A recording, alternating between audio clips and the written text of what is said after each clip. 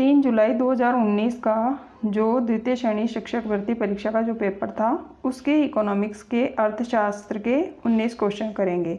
उसमें से पहला क्वेश्चन है, निम्नलिखित में से कौन से मद राष्ट्रीय आय के आकलन में शामिलित किए जाते हैं? नीचे दिए गए कूटों का प्रयोग करते हुए सही उत्तर का चयन कीजिए। पहला है बोनस, दूसरा है ग्रेच्युइटी, तीसरा है स्वयं के उपभोग के लिए उत्पादन का मूल्य और चौथा है मालिक के मकान में रहने पर मकान का आरोपित किराया।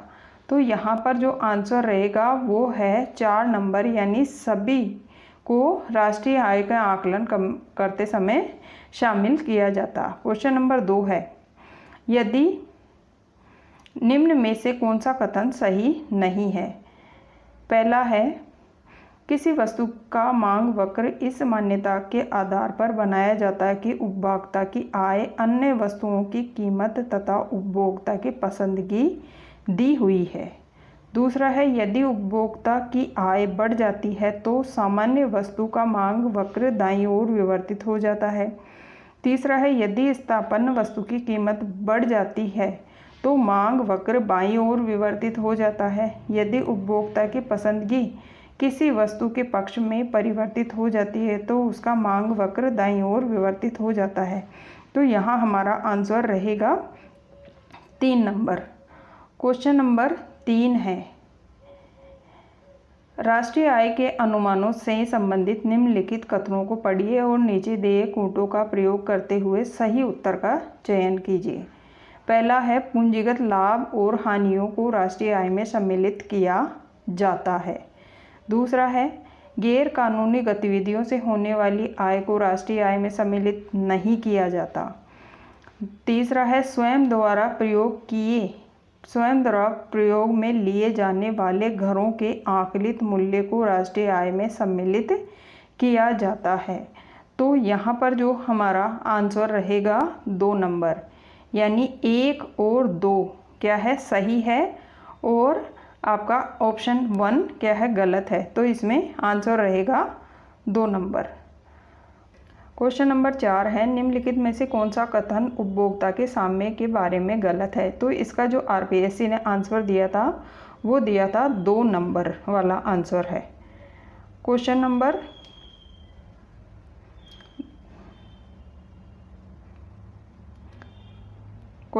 5 है,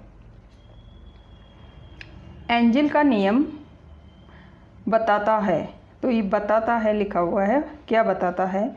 पहला है, उपभोक्ता की आय और मांगी जाने वाली मात्रा के बीच के संबंध को। दूसरा है, वस्तु की कीमत और मांगी जाने वाली मात्रा के बीच के संबंध को। तीसरा है, प्रतिस्थापन वस्तु की कीमत और मांगी जाने वाली मात्रा के बीच के संबंध को। चौथा है, पूरक वस्तु की कीमत और मांगी जाने वाली मात्रा के बीच मुद्रास्फीति के संबंध को। तो यहाँ पर हमारा जो आंसर रहेगा वो 1 नंबर है, एंजिल का नियम उपभोक्ता की आय और उसके द्वारा मांगी जाने वाली वस्तु के बीच के संबंध को बताता है। क्वेश्चन नंबर 6 है, यदि किसी विषय वस्तु के उत्पादन में तकनीकी प्रगति होती है तो इस कारण से, पहला ऑप्शन है, पूर्ति वक्र दाईं तरफ विवर्तित हो जाएगा, पूर्ति वक्र बाईं ओर विवर्तित हो जाएगा, मांग वक्र दाहिनी तरफ विवर्तित हो जाएगा या मांग वक्र बाईं तरफ विवर्तित हो जाएगा। तो यहाँ पर जो हमारा आंसर रहेगा वो 1 नंबर है, पूर्ति वक्र दाईं तरफ विवर्तित हो जाएगा। क्वेश्चन नंबर 7 है, भारत में एक अनुसूचित बैंक है जो रिजर्व बैंक के नियंत्रण में है। दूसरा है, बैंकिंग नियमन अधिनियम की द्वितीय सूची में शामिल है। तीसरा है, भारतीय रिजर्व बैंक अधिनियम की द्वितीय सूची में शामिल है और चौथा है, भारतीय संविधान की द्वितीय सूची में शामिल है। तो यहाँ पर आंसर रहेगा 3 नंबर। क्वेश्चन नंबर 7 है, भारतीय रिजर्व बैंक की मौद्रिक नीति का निम्नलिखित में से कौन सा उद्देश्य नहीं है? ऑप्शन 1 है, देश की वृद्धि दर को बढ़ाना। दूसरा है, कीमत स्थिरता, तीसरा है राजकोषीय घाटा कम करना और चौथा है अर्थव्यवस्था के प्राथमिक क्षेत्र का शाख का प्रवाह। तो यहाँ पर जो आंसर है वो रहेगा 3 नंबर, राजकोषीय घाटा कम करना। रिजर्व बैंक की मौद्रिक नीति का उद्देश्य नहीं होता है, ये एक जो सेंट्रल गवर्नमेंट होती है उसका उद्देश्य है।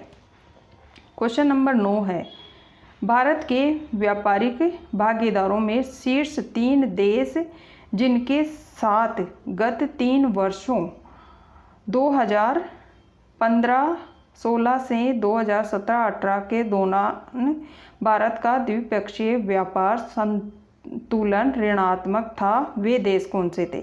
तो यहाँ पर जो ऑप्शन दिए हुए हैं उसमें जो आंसर रहेगा वो रहेगा 2 नंबर। क्वेश्चन नंबर 10 है, भारत में निम्नलिखित में से कौन सा राज्य सर्वाधिक निर्यात करता है? यानी कौन सा राज्य दूसरे देशों को या राज्यों को सर्वाधिक निर्यात करता है? तो वो है महाराष्ट्र। यहाँ पर 1 नंबर आंसर हमारा सही रहेगा। क्वेश्चन नंबर 11 है, मुद्रा की पूर्ति के निम्न मापों में से किसे रिजर्व मुद्रा अथवा उच्च शक्ति प्राप्त मुद्रा अथवा आधार मुद्रा भी कहा जाता है? तो यहाँ पर जो हमारे ऑप्शन दिए हुए हैं उनमें से हमारा आंसर रहेगा M0 जो है आंसर है, जिसको रिजर्व मुद्रा, उच्च शक्ति प्राप्त मुद्रा या आधार मुद्रा कहा जाता है। क्वेश्चन नंबर 12 है, भारत में सार्वजनिक क्षेत्र की इकाई में विनिवेश को कहा जाता है? तो यहाँ पर जो आंसर है वो रहेगा 4 नंबर, निजीकरण कहा जाता है। और 13 है, वैश्वीकरण से तात्पर्य है? पहला ऑप्शन है अर्थव्यवस्था के विभिन्न क्षेत्रों का एकीकरण, दूसरा है वित्तीय बाजारों का एकीकरण, तीसरा घरेलू अर्थव्यवस्था का विश्व की अर्थव्यवस्था के साथ एकीकरण, चौथा है विश्व स्तर पर श्रम का एकीकरण। तो यहाँ पर हम सभी जानते हैं इसका आंसर रहेगा 3 नंबर, जो मल्टीनेशनल कंपनीज आती है और 1991 के बाद जो उदारीकरण और ग्लोबलाइजेशन हुआ था वो क्या है, वैश्वीकरण का ही रूप है। क्वेश्चन नंबर 14 है, निम्न में से किस पंचवर्षीय योजना में भारत में पहली गरीबी हटाओ पर बल दिया गया था? तो इसका आंसर जो रहेगा वो है 5वीं पंचवर्षीय योजना में जो इंदिरा गांधी का नारा था गरीबी हटाओ का। क्वेश्चन नंबर 15 है, जो कथन और कारण से संबंधित है वो है, कथन है ए, भारत के आयात 2012-13 से 2016-17 के बीच करीब 107 बिलियन अमेरिकी डॉलर से कम हो गए। कारण है, इसका मुख्य कारण कच्चे तेल और पेट्रोल उत्पादों के आयातों के मूल्य में हुई कमी है। तो यहाँ पर जो ऑप्शन दिए हुए हैं उनमें से जो पहला ही ऑप्शन क्या है, सही है, यानी ए और आर दोनों व्यक्तिगत रूप से सही है और ए आर की सही स्पष्टीकरण है। क्वेश्चन नंबर 16 है, निम्नलिखित कथनों को पढ़िए और नीचे दिए गए कूटों का प्रयोग करते हुए सही उत्तर को चुनिए। यहाँ पे भी कथन कारण वाला ही ये क्वेश्चन है। कथन ए है, राजस्थान में वर्तमान में 81 विभिन्न प्रकार के खनिजों का खनन किया जा रहा है। 2 कारण है बी, देश में चांदी, कैल्साइट और जिप्सम का लगभग पूरा उत्पादन राजस्थान में होता है। तो यहाँ पर हम सभी जानते हैं कि राजस्थान में जो खनिजों का खनन हो रहा है वो 82 प्रकार के खनिजों का हो रहा है। तो पहला तो ऑप्शन गलत है और दूसरा सही है। तो यहाँ पर आंसर रहेगा जो है 2 नंबर हमारा आंसर रहेगा। क्वेश्चन नंबर 17 है, राजस्थान में औद्योगिकरण की गति को तीव्र करने में सर्वोत्तम संगठन के रूप में निम्न में से कौन लगा हुआ है? तो यहाँ पर हम सभी को पता है कि जो रिको है यानी राजस्थान राज्य औद्योगिक विकास विनियोग निगम जो है उद्योगों के तीव्र विकास में लगा हुआ है।